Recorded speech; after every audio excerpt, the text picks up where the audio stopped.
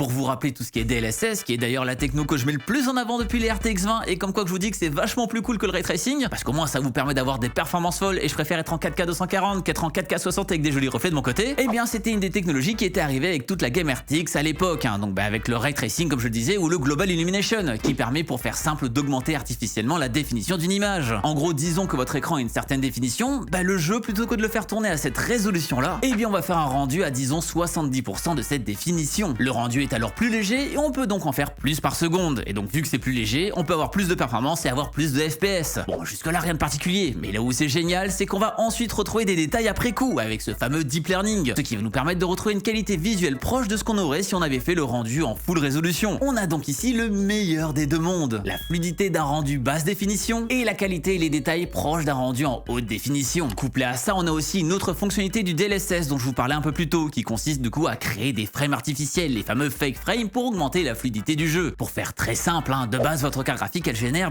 une image, cette image est affichée et ensuite on affiche la prochaine. Ce sera donc une image intermédiaire entre les deux qui va nous faire gagner en fluidité. Tout ça permet donc d'avoir des performances bien plus folles que si on ne l'activait pas, et très franchement c'est indistinguable. Et ce qui est top avec ça, c'est que les cartes profitant du frame generation par exemple, donc aussi les RTX 40 que vous avez déjà peut-être, vont donc avoir un boost de performance dans l'ordre des 10% à peu près, ce qui se prend toujours. Mais là on voit ce DLSS 4 briller comme jamais, c'est évidemment sur les RTX 50. Un Black Myth Wukong à fond par exemple, que ce soit sur les graphismes ou même le ray tracing qui bouffe énormément en performance, on passe d'une RTX 5090 qui fait tourner le jeu à 30 fps à peu près avec le DLSS off à 250 avec le DLSS 4 activé en mode performance. Ouais, la différence devient dingue et on voit qu'une énorme partie des performances vient finalement de ce DLSS qui profite des AI teraflops de la carte. Il y a aussi d'autres technologies qu'on a pu voir évoluer comme le Nvidia Reflex 2 permettant donc d'avoir un input lag le plus faible possible, ce qui est pratique pour du jeu compétitif où chaque milliseconde compte, passant d'une réduction de la latence de 50 à 75% par rapport à la première itération, et ça grâce à une déformation d'une image déjà rendue pour pouvoir répercuter les mouvements de votre caméra sans avoir à attendre le rendu de la prochaine frame. Et moi perso, un des trucs que je trouve le plus cool dans tout ce qui a été présenté, c'est le DLSS Override. Car comme vous le savez, je suis un papy qui aime bien les jeux indés et aussi les vieux jeux, genre les jeux sortis en 2015. Ouais, 2015 c'était il y a 10 ans. Et tout ça permet donc de forcer l'implémentation de la meilleure optimisation DLSS actuelle. Donc avec le frame generation et tout le tintouin, dans des jeux qui ne prennent en charge de manière native que les premières techno DLSS. Bon, ça veut dire qu'il faut qu'il soit quand même implanté, même en version 1. On ne peut pas encore ajouter du DLSS sur des jeux qui n'ont jamais vu la techno de leur vie. Mais ça couplé à RTX Remix pour les développeurs et à tous les modeurs qui rajoutent la techno dans de vieux jeux,